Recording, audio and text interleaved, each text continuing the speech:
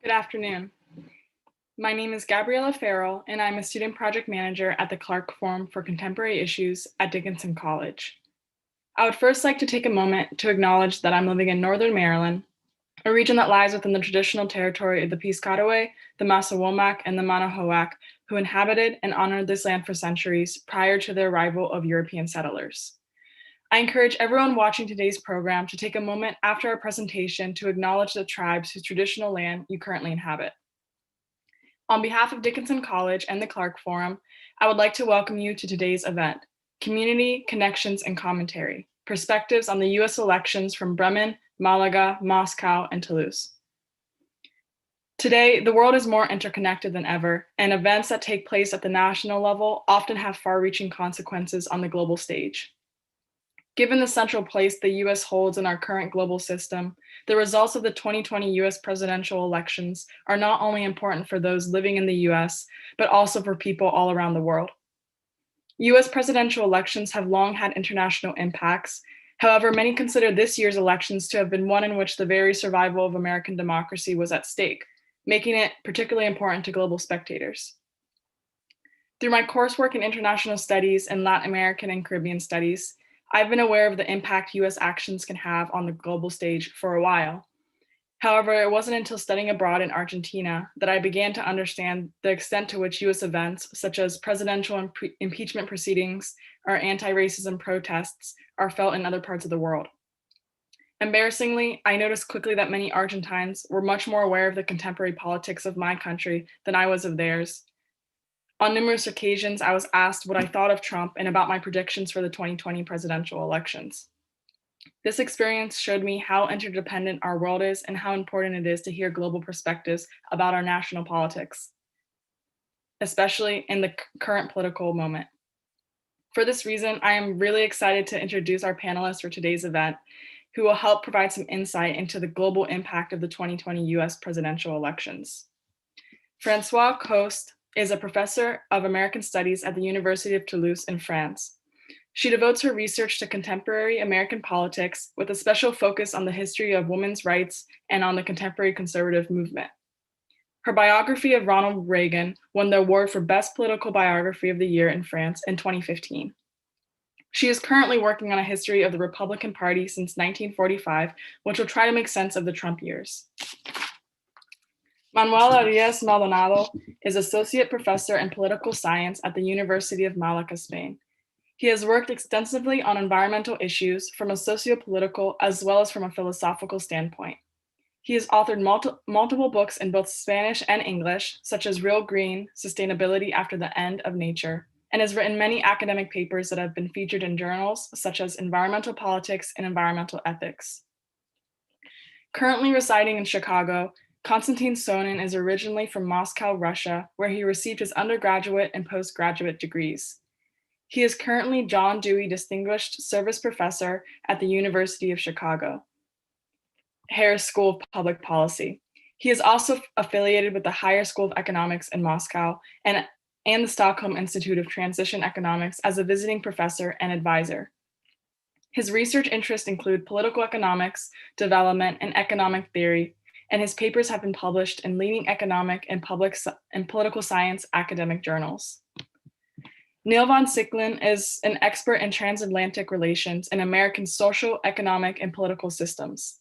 He is the president of the Karl Schurz German-American Club in Bremen, Germany, and he is also a regular speaker at public lectures, a frequent guest on local and regional television and radio, and a regular analysis for the local papers.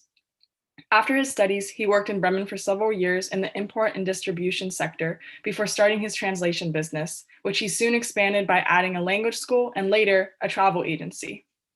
Finally, our moderator for today's discussion, Sarah Niebler, is an associate professor in the Department of Political Science at Dickinson College.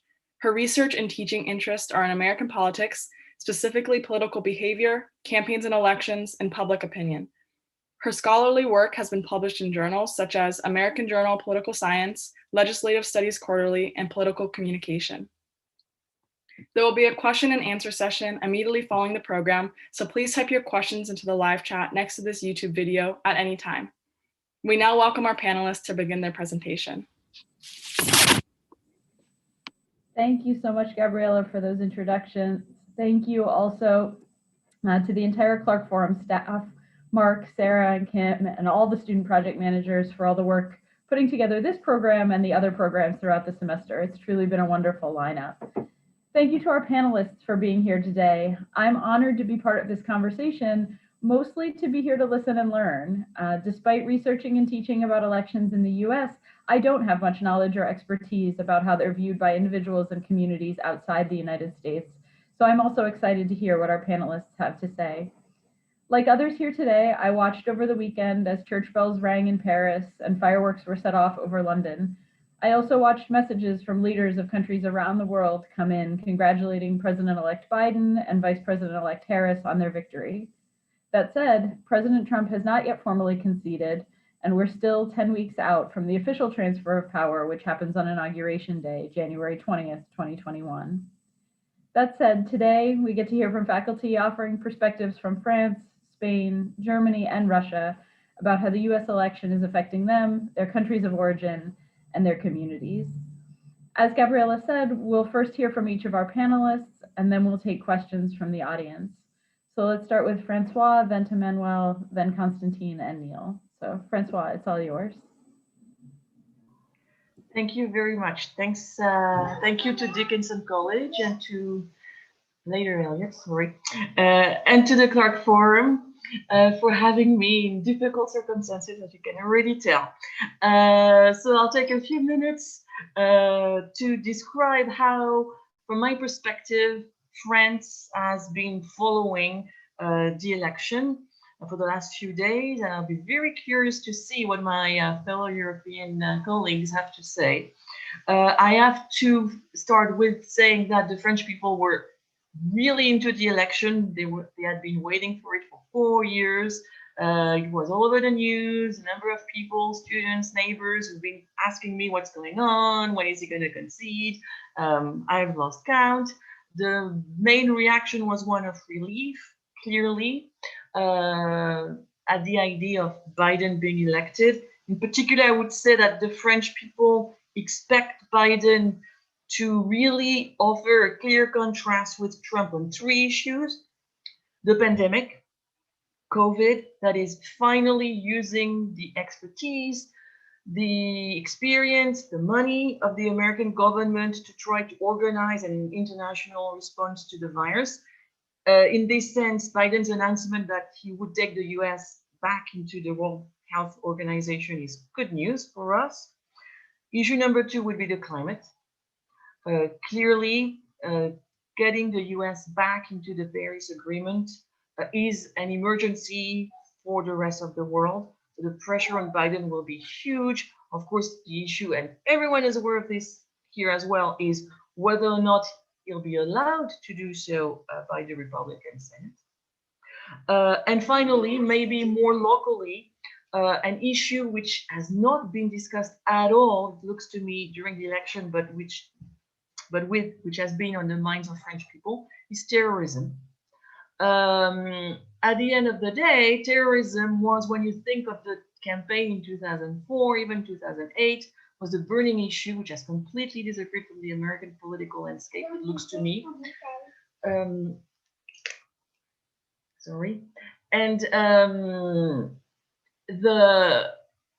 it looks like the US dropped the ball on the issue already in a way during the Obama years, I have to say, by really not clearly acting and following the Europeans in Syria and Iraq when ISIS emerged. Things got worse under Trump. So will the US get back into the Middle East? I know it's not a good idea in general to have an American intervention in the Middle East, but will the US help Europe fight against ISIS and the return of ISIS insurgents, or will the US go back to supporting the Kurds, for example, in Syria? Those are burning questions too. One last thing, I don't want to give you the impression that all of France is delighted by Biden's victory. There are Trump fans in France, and it's actually fascinating to behold.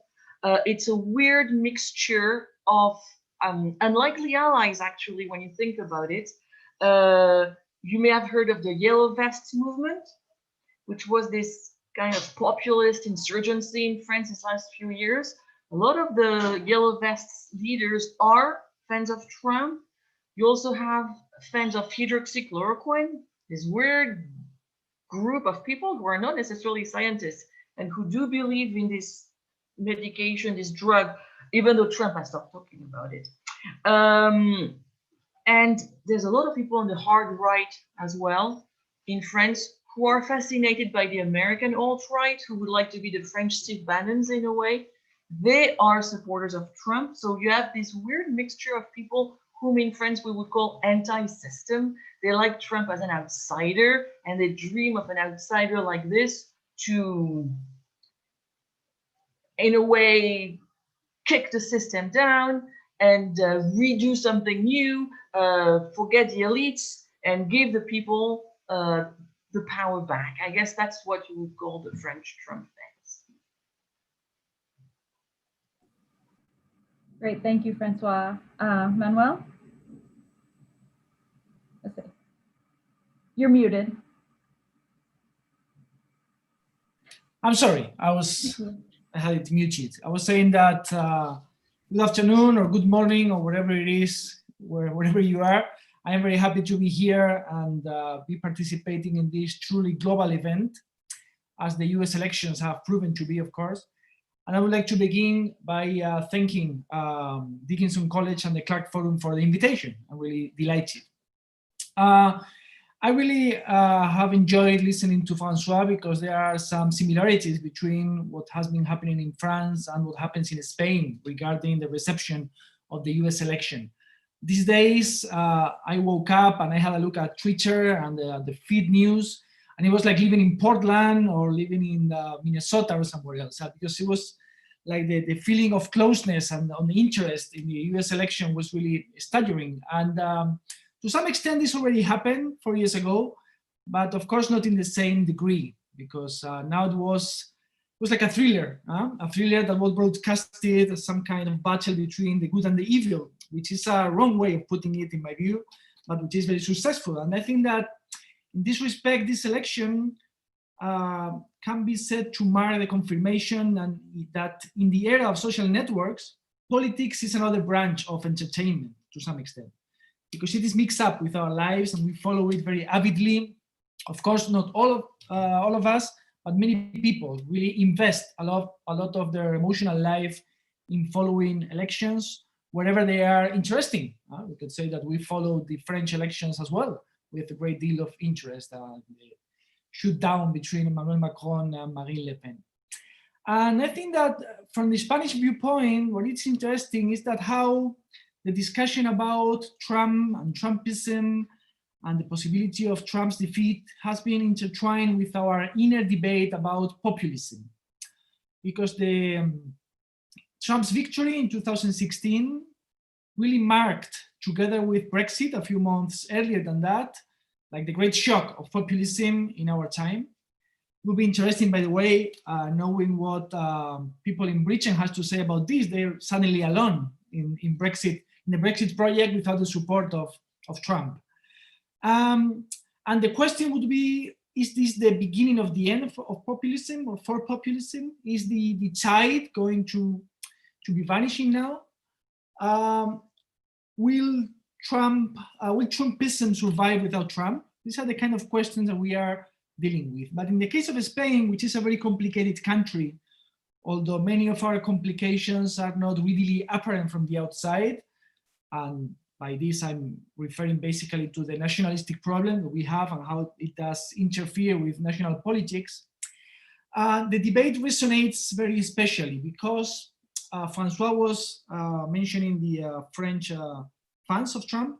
We have Trump supporters here as well, and we could identify them with the supporters of Vox, which is a populistic ultra-conservative party that has been in parliament for 2 years now. And they were all willing to celebrate Trump's victory. But we have something else in Spain, which is a populistic left-wing party which is in power, together with the Social Democratic Party. They are in coalition. And they are the outsiders that during the 2010-2014 crisis were protesting in the streets against the elite, as much as Occupy Wall Street was doing in the US, more or less. And they're in power now. So it is interesting how they have been celebrating this left-wing populistic party, Podemos, celebrating Trump's defeat and congratulating Joe Biden. But many of Trump's style has been performed by them as well. So we have this debate about whether populism is legitimate, and if populism is a legitimate or a rightful way of doing politics, what happens with our populisms? And by that I'm referring to both left-wing and right-wing populisms. And that's basically what we have been talking about. I can dwell into this and expand this later, but this will be my main commentary for now. Great, thank you so much. Constantine? Okay, first of all, thank you for the Clark Forum and Dickinson College to inviting me. In my Moscow University, the High School of Economics, we had a great experience of collaborating with Dickinson College. So, okay, now on these elections, although I'm currently in Chicago, most of what I write on the US presidential elections is in Russian. I write for different Russian media, and I get tons of comments. Just today, I read hundreds, actually almost 1,000 of comments in my Facebook and blog post about what I've recently written on American elections. And the overall picture is clear. The majority of Russians, like almost predominantly those who comment what I write, they do not recognize that Joe Biden won the United States election. Most of them think that President Trump won the elections, and the reported results are just a result of the falsification, and they will be eventually overturned.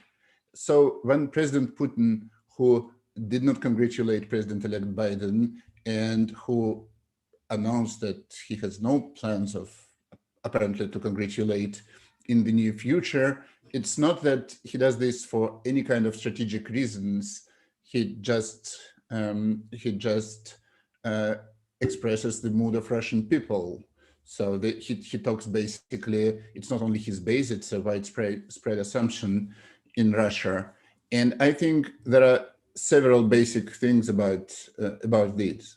One thing is that in Russia, a lot of people, both pro-Putin and anti-Putin, they think that elections is an inherently corrupt affair. I mean, all elections are corrupt, all votes are stolen, but most importantly, that elections is just a sham perpetrated by those who stay in power to stay in power. So in Russian experience, there have never been any elections in which the incumbent would lose and leave the office. So at the national level, this never happened. This happened at the governor's level, but it never happened at the national level. In Russia, almost every single leader who left the highest office was dead. He left because he or she was dead, or she or he was dead because she left the office, but there is no such thing as a peaceful transition of power. There were two leaders who survived. They basically spent the rest of their lives under house arrest. So there is no such thing as a hostile, peaceful takeover of power, and this concept is totally unheard of. And in fact, I think that many people who comment on the United States experience, they do not properly recognize how unique the United States is. It's basically the only country in the world that elects a president, a national leader, with the same system for 250 years. So like if we compare to France, and France like is as much a democracy as the United States in the view of many, but they had the total of 11 presidential elections under the current system. Over the 200 years, they had like five electoral system, 5 republics or something. Spain, the period is even shorter. They do not elect president, but the democracies democracy without breakdown is even shorter. So I think one reason why the outside world when the outside world looks at the United States elections, the outside world have more sympathy to claims of fraud because the fraud is a much more common thing outside of the United States in elections.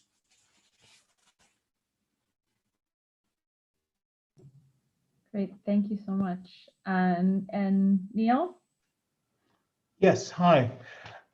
First of all, I too would like to thank you for the invitation to speak today. Elections. I came to Germany back just after Ronald Reagan was inaugurated for his first term in office.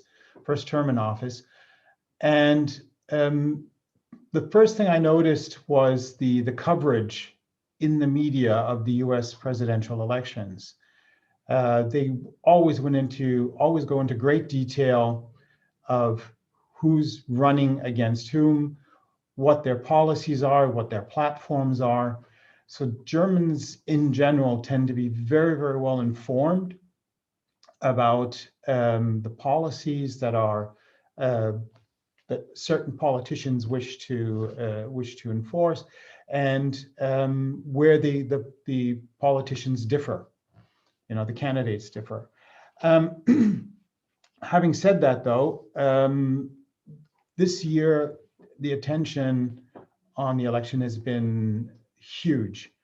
Hillary Clinton's loss 2016 was not only a surprise, it was actually a shock for the Germans, because they just could not imagine that a country as democratic or democratic as the United States could elect such a populist with certain racist and other tendencies.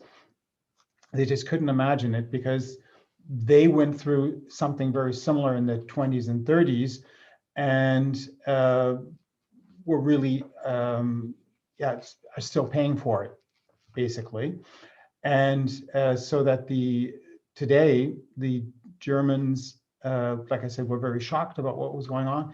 And when the elections were coming up, there was in the news every day, all media, social media like Facebook, Instagram, whatever, Twitter, people were talking about the elections and how they were very pro-Biden, because they want the situation to normalize again. They are especially keen on getting COVID under control. They want the US to return to international treaties, especially the Paris Accords, and also the Iranian Atomic Energy Treaty. And just today, this morning, on my way to work in the car, I listened to a long segment on a news station very similar to the public broadcasting news channels in the US, NPR news programs. And they were going on about tariffs on steel, on aluminum or aluminum, tariffs on Airbus airplanes, on Boeing airplanes over here, etc. So they're also very concerned about trade, because the United States is and has been for decades Germany's most important trade partner, and they would like to also see there some more normalization in the trade relations between the US and Germany. So I guess to sum it up, Germans are very well informed. They're very happy that President-elect Biden won the election. They were biting their nails just like I was during the counting period. Everybody calling me, asking me, when is it going to happen? We want to know. The Germans, like I said, wanted to know. They don't like insecurity. They like structure. They like organized. Why can't you do this in 24 hours just like we do, and so on. And I just say, well, we just do things differently. And I think also they just didn't understand that normally in the US, our elections are mainly electronically conducted. And this year we had this huge number of mail-in ballots that just needed to be counted. And many, many states, especially the Republican-led ones, were not able to get enough people together to do the counting. So that's just my initial statement. And I will give it back to Sarah. Thank you so much, Neil. Before we turn over to Gabriela for questions from the audience, let's take a couple of minutes and talk about a couple issues that you all brought up that I think are very much in common across the locations. The first of which is media. So I'd love to hear from everyone just a little bit about the role of what, at least in the United States, we would call mainstream media. But then also I heard a lot of you mention social media. So to what extent, or how is the media environment where you are or where you study covering politics? Do you see it being covered differently in other countries than in the United States? And then what role do you see social media playing? Is that part of what allows people in 2020 to, across the world, follow American elections maybe differently than they were able to do 10 years ago, 20 years ago? So I think, Manuel, you started us off with that. So let me go to you first, and then we'll hear from others. Sure. Well, yes, the Spanish media has been very attentive to the phenomenon, of course, because it's a good story, as I was saying earlier, and it sells. It captures people's attention. The characters are very good, especially Trump, of course. He's going to leave us with some kind of emotional void, and we will see how we feel that, and across all kinds of emotional spectrum, of course. And I think it sells, and that's the reason why it has been covered so greatly, with no significant differences among the media. The only thing is that, of course, they adopt a different viewpoint on the American election, depending on the kind of point of view that they adopt to national politics. So they try to bend a little bit the coverage depending on which side they are ideologically inclined to support in Spain. That's unavoidable, I guess, and it happens. And in social media, you have a great deal of debate, of course. And I think that debate mixes, of course, the serious with the comical and the irreverent. And there's a lot of irony, of course. But what I would like to point out is how we talk a lot about the US, but probably we are not aware of how less we know about the US. I mean, I've been living there for some time, in Berkeley 1 year, and in New York sometime as well. And the US is a very different country from Europe. It's an outlier in many aspects. And I think that is something that cannot be easily captured through media. It needs some kind of direct experience in the country. And so that doesn't translate so well often to the experience of those who are observing as an audience the election. But yes, of course, coverage has been very intense, and I expect that to continue being like that, although Trump probably sells more than Biden in that respect. That's probably certainly the case in the US as well. Yeah. Francois, can you tell us a little bit about media environments where you are? I would say that in France, what has been striking to me is more and more people watching American news and reading American Twitter. So not needing the French media as a filter, if you will. And that includes a ton of people telling me they've been watching CNN. So they're not expecting the results on the French news. They're watching American CNN. And they're also watching more and more the late night shows like Stephen Colbert, Seth Meyers, Jimmy Fallon. They're viral in France as well. I guess because more and more people speak English, and it's easier and easier on the internet to find, to stream those shows. So, but I agree with Manuel, that gives people the impression that they know a lot about American politics. And here I'm kind of, defending my niche here. It's not because you watch American news that you really master American institutions and the Senate and the Electoral College. So there's a mixture of interest, if you will, which is great, but also misunderstanding, which is of course spread through Twitter in particular, or Facebook. So I guess I'm defending expertise, which is very old school. But so I think you still need, and the more media as well, the more TV stations, the more need for people to comment on the news. And I've been called 100 times maybe in the last few days by French media. And I have life, classes, a family, I try to sleep from time to time. So sometimes I see people on TV talking about American politics, and I'm really wondering who they are, because France is a tiny country. The academic world is even smaller. So I kind of know anyone who is anyone in the study of American politics in France. And there are some unknown weirdos on TV. And I think that too is like a democratization of knowledge, if you will, which is not necessarily always accurate.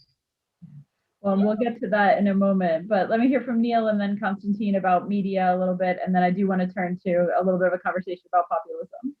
Okay, I will start about Russian media, although probably there is no like much of interesting story there, because in Russia most of media are state dominated, and what they show and tell is basically a general distrust about America and the American system. So it was not like propping specifically President Trump. Like in my childhood, when I was a kid in the Soviet Union, like the typical starting theme for the evening news would be a story about a natural disaster in the United States, and this is a kind of a standard story. So it's not about one candidate or another, just how bad things are. So if there is a anti-Trump protest or pro-Trump protest, it's, if this is a good picture with, I don't know, broken windows, then it will be shown, but nothing else. Then there is more than 1 million of Russians who live in the United States and who actively participate in all kinds of discussions. They do not participate in the political life, but they participate in the discussions.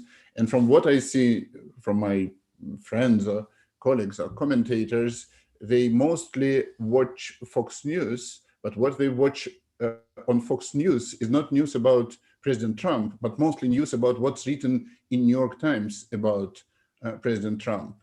So it's amazing how my conservative friends are well informed about what CNN says or what New York Times says, but all of this information is from Fox News commentary on what New York Times says.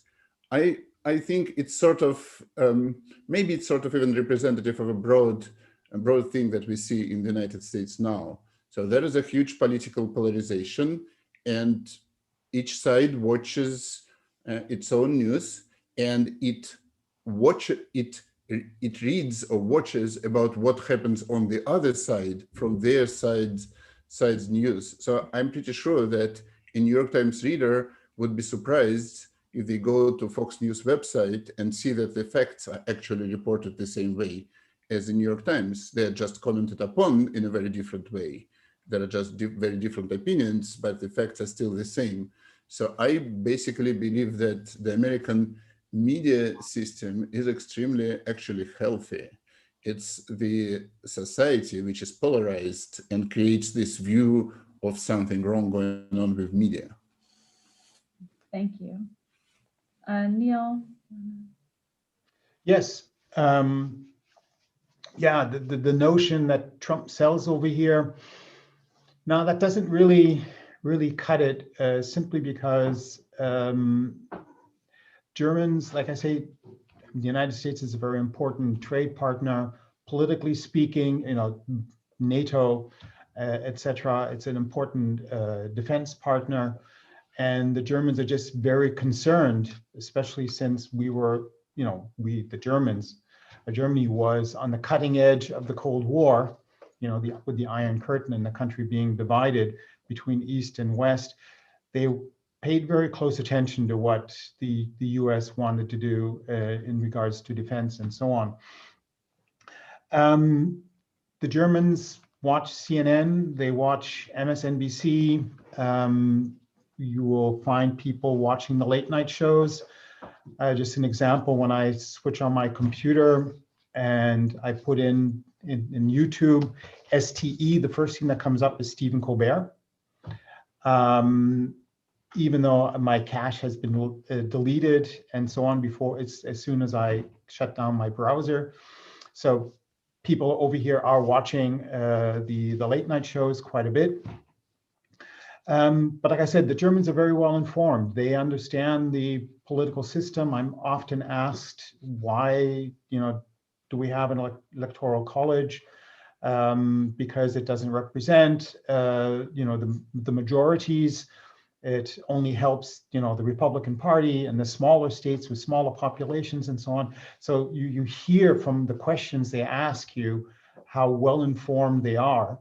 It could be the fact that the United States is a semester-long topic in school that recurs 3 or 4 times between 5th grade and 13th grade when Germans tend to graduate.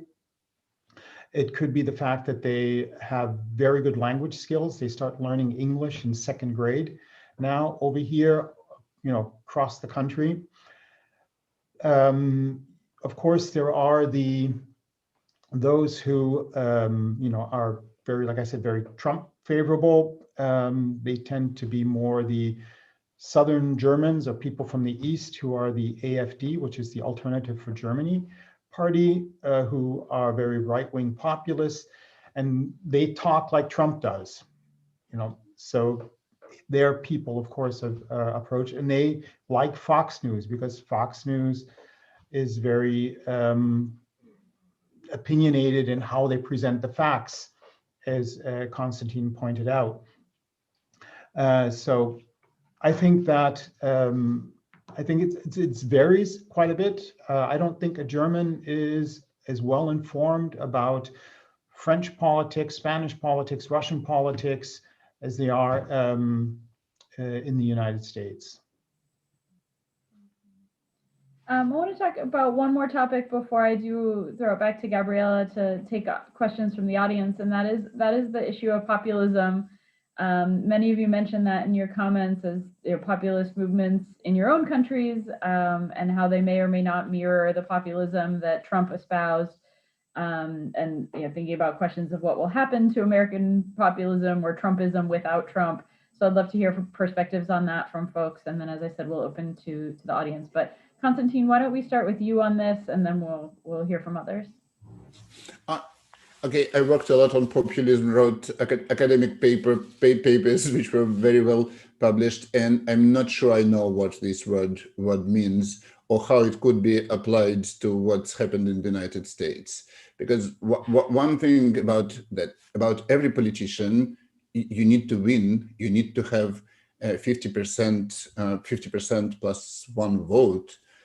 So what politician is not a populist who wouldn't want to win? What politician would do anything to win? So if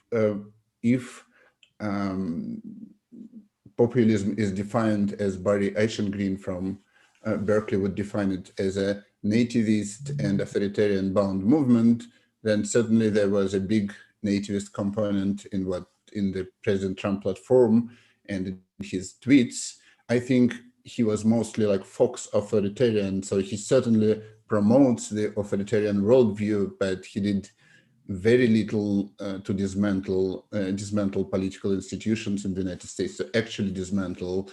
And yeah, okay, so I think even if he is a populist, then of the least dangerous kind, not because he's not dangerous, but because they were actually dangerous populists. They're populists who rise to power, riding popular discontent, I don't know, starting with Hitler and people like this, and then dismantle the institution. But certainly Trump is not that.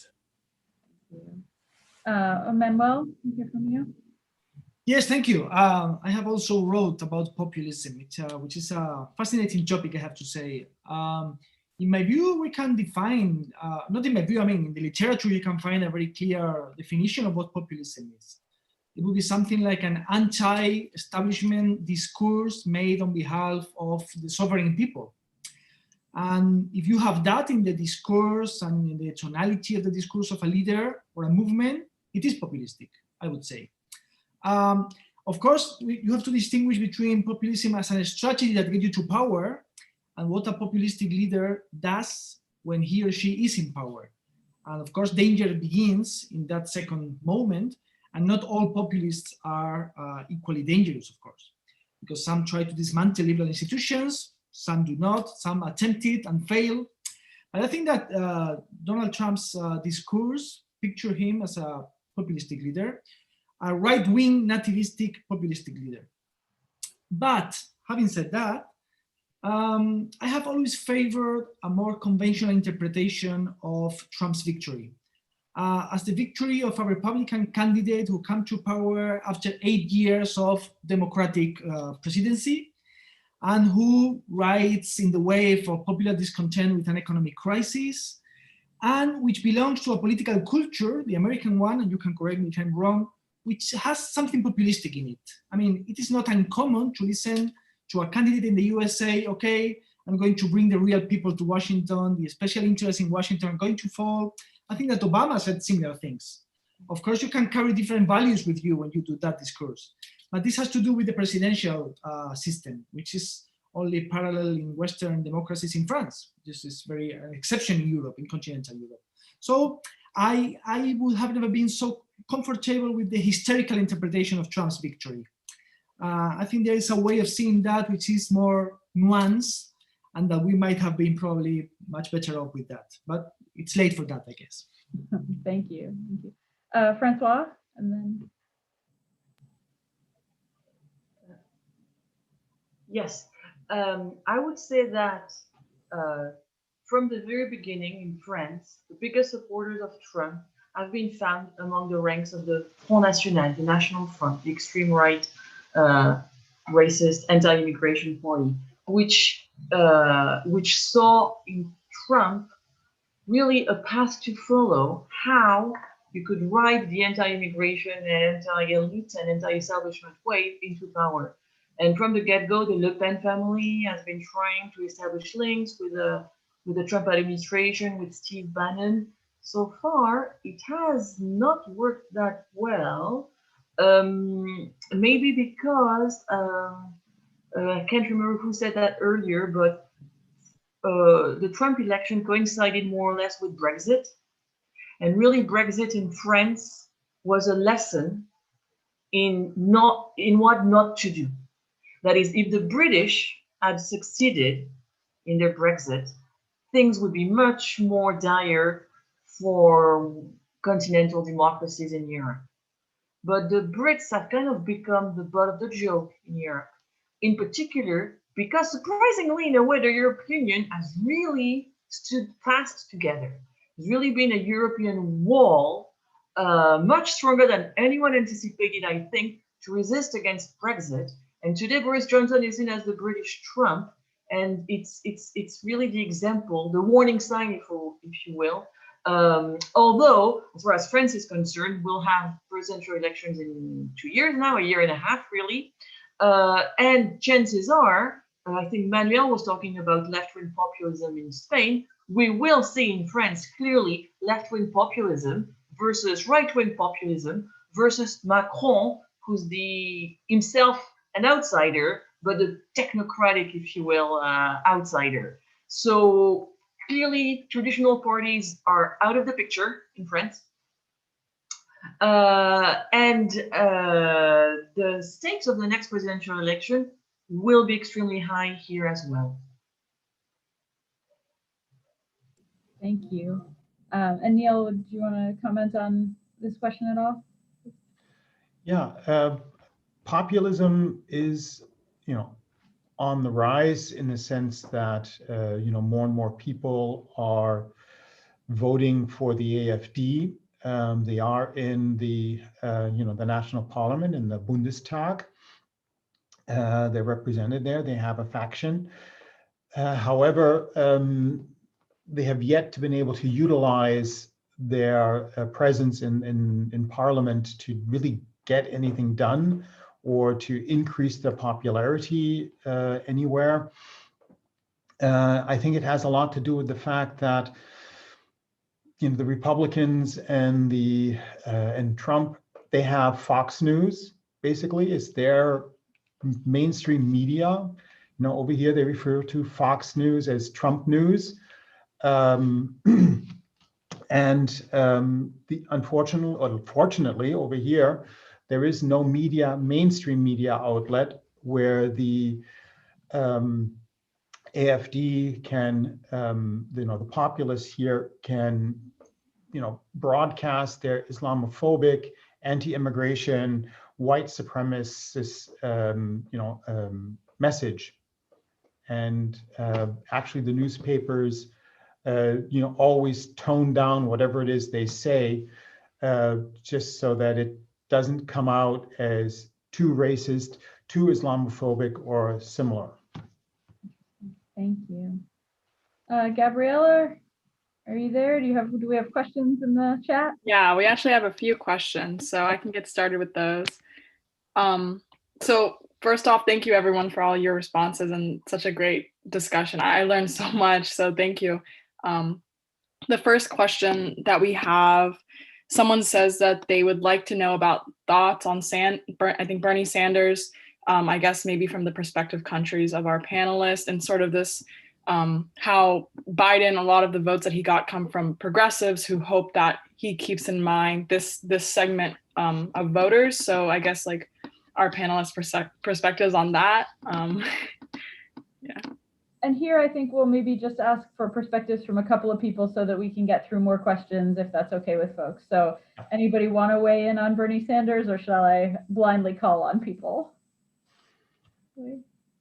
Yeah, Neil, go ahead and start, and then Manuel, and then we'll take the next question. Okay. Bernie Sanders was quite a phenomenon for a while over here, but the Germans, even the younger, more progressive Germans, realized that Americans won't vote for him. Now they're just very realistic. They looked at the logic. No, he's not gonna make it. Kamala Harris was very popular and still is. AOC is very popular over here. So these progressive politicians are quite well known and quite popular, but as a presidential candidate, they were looking for someone like Biden, who is very similar to Angela Merkel, very soft-spoken, very clear, very statesman-like, etc. And that is something the Germans like. And when he was nominated, the Germans said, "Oh yes, that's the guy to run the country." Yeah. Thank you, Manuel. Yes, no, I was going to point out, because this is about national perspectives, that Bernie Sanders has had his moment in Spain, but given that Spain is probably unique in Europe because of the heated debate that we have on feminism. Feminism is a political force in Spain, and there is a lot of debate about liberal feminism as opposed to radical or queer feminism, etc. I think that he has been sidelined in favor of precisely AOC. She would be the person that left-wing Spanish young people would look at when we were talking about the American left. That's the point I was willing to make. No, thank you. Gabriella, go ahead. Okay, so the next question is, one of the viewers is wondering what the panelists have to say about the functioning of the US electoral system, so campaign funding, the electoral college, those sort of things. Francois, do you want to go first on that one? Yes, that may be the weirdest thing for French people who are so used to a centralized system, maybe too centralized. I'm ready to hear that. But at least when we vote, it's Sunday first, so at least people do bother to come to vote. We don't need 100 million mail-in ballots ahead of time. So French people don't really can't understand why it has to be on a Tuesday. I try to explain, but I will never get old. Then the fact that, I'm sorry to say, as far as American soft power is concerned, waiting for 5 days to have a result, and an incumbent president who still hasn't accepted the result, this looks like a banana republic type of system to a lot of Europeans.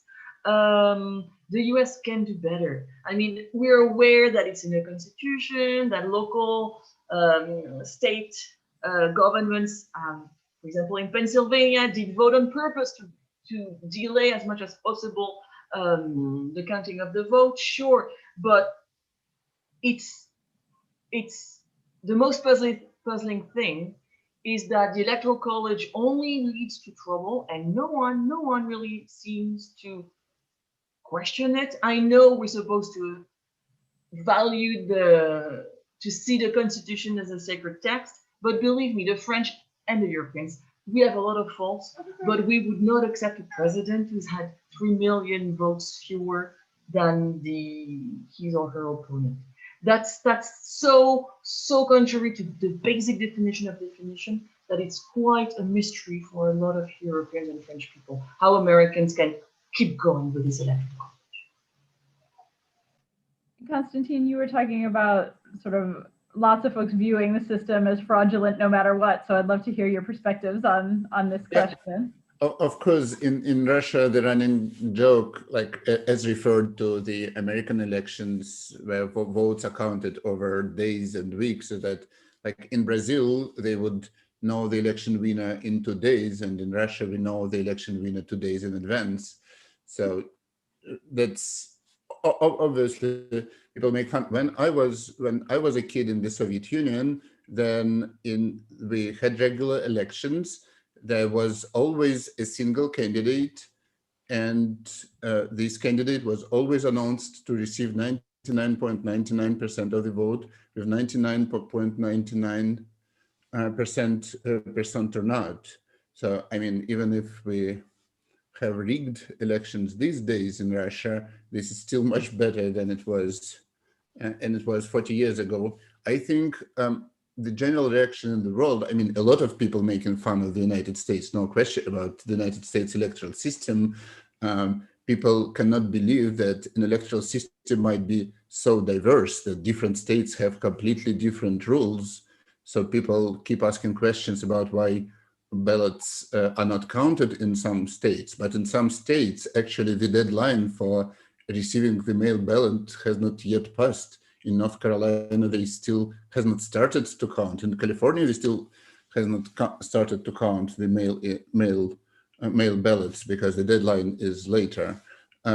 So this thing, I think a lot of people make fun of this, and I would want people around the world to be more kind of conscious of the fact that this is the system, this decentralized system that works for 250 years, and no one were able to sort of cheat the system. I strongly believe, as a political scientist, I strongly believe that politicians are all the same everywhere. So they are not inherently bad or inherently good. They all want to stay in power. And there were many extremely opportunistic, powerful, manipulative individuals who were United States presidents. So the fact that they have not found ways to stay beyond their terms, it's a testament to the system, not to their inner kindness or something. No, I appreciate that. We've been spending a lot of time, even in my own classes, talking about trade-offs between or pros and cons of the decentralized system and what we get for that, but also what cost we pay for that decentralized system. So I appreciate that perspective. Gabriella, do we have more? Yeah, I just want to make a quick comment because I recently watched a video from the New York Times, and it was reactions from individuals around the world to how the electoral system in the US functions, and like they were looking at maps of gerrymandering and just like so much shock and like just like seeing it as really chaotic and backwards. So I just like interesting hearing everyone's comments about that. So the next question we have is, one of the viewers are wondering how watching the election differs. This election differs from an international observance to the one in 2016 or even earlier elections, and kind of the amount of coverage comparison. I'm happy to go to whoever would like to respond to that first. Or I could start. Okay, Constantine, and then Manuel. I think President Trump, he was a unique president in many ways. He was certainly unique in the kind of entertainment value that he provides on a daily basis. So I think more people watch this just because of President Trump. Thank you. Manuel? No, yes, I would agree with that. Although Obama was also a very big personality in that respect. He was a very cool guy. He was, a great speaker in public. So I think that the US has had for a row many different and good, interesting political figures. And maybe Joe Biden is a change in that respect, because he's very statesmanlike. He's very quiet and moderate, etc. And I think that's good, because I don't think that, as Obama demonstrated, the cult of personality is not restricted to the political right. I think that everybody can fall into that trap. And Joe Biden can be interesting for that very reason. He's more like Merkel, more kind of German president for the US. We'll see how that works. Say, Francois or Neil, I saw you nodding along. Would you like to? Yeah. The media coverage this year was, of course, more intense, but across the board, broad media coverage of American elections has, as long as I've been in this country, always been very intensive.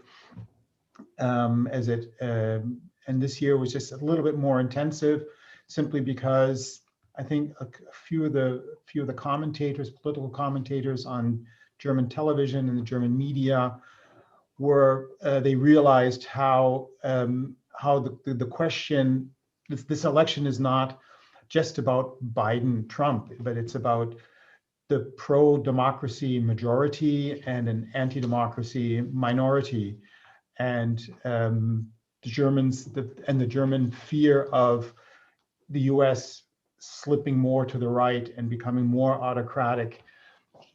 However, the coverage was, as I said, has always been very in-depth. It's just that this year, exceptionally intensive. Thank you. Francois?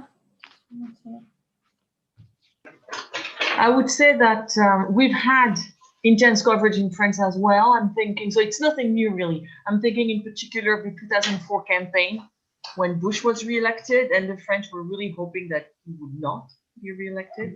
Of course, I'm thinking of the 2008 Obama election, big time. And this year, I would say those are the top 3 presidential elections that the French have been religiously following for very different reasons each time. Thank you.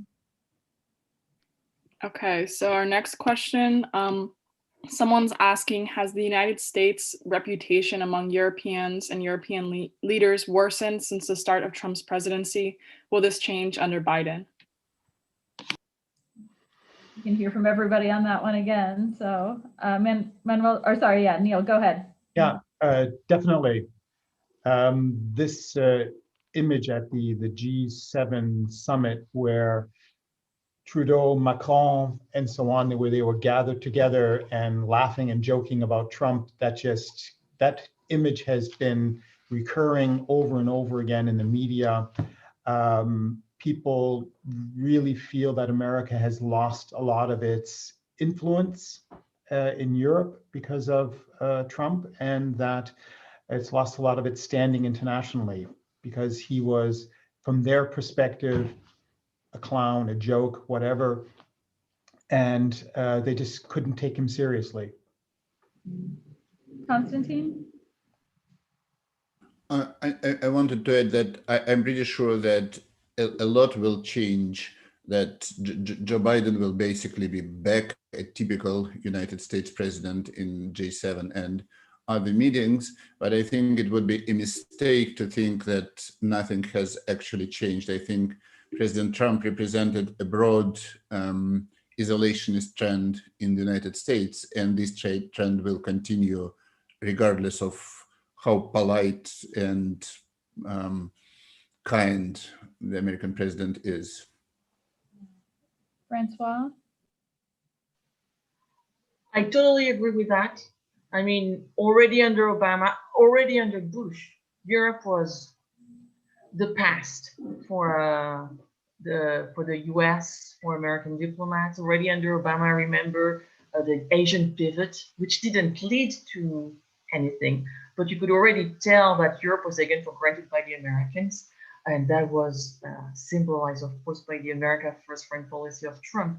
And the challenge for us, and this time I'm not sure we'll be up to this challenge, it's being abandoned by our American sugar daddy may not be necessarily bad if it leads to Europe getting its act together on diplomatic issues, military issues, energetic issues. At the end of the day, the population is bigger in Europe. GDP is bigger than in the United States. So Trump would be a blessing in disguise for Europeans if we manage to if we manage a lot of things actually, but if we manage to see Trump as an opportunity to get closer here and be more of counterweight to the US and to China. We've been talking a lot about it. Maybe we'll be doing it. Thank you. Manuel? Yes, I agree with all of you, and I agree also with Francois on his European comments. I would also like to point out that Donald Trump came as a shock as well, because he revealed dark truth about democracy, which might also be a tendency for democracies in the era of social networks, which is that a leader that is, would say, I'm not talking about conservative values, etc., which for me are very respectable. It's a matter of manners, a matter of disregard for deliberation. Someone who can say, I've never read a book, etc., can be chosen by people. Can be chosen by people. This is probably more likely in a presidential system than in a proportional parliamentary system, as we have in Spain, for instance. But the image of the leader is increasingly important, more important in the past, probably. And the emotional attachment to the leader is also increasingly important. So I think that there is something there which is a path that we would not like to take, but it's present there, and we cannot ignore that. Thank you. Thank you. Okay, so we have time for one more question. This viewer asks, how, if at all, will the election of a first-generation American female vice president impact socio-political awareness around inclusivity in your prospective countries? Oh, that's a great question to end on, thinking about the historic nature, not of Biden so much, which we've heard sort of thinking about maybe a move back toward previous presidential administrations, but I think thinking about the historic nature of Harris's candidacy and nomination and election is important. So, Konstantin, do you want to start there? Yeah.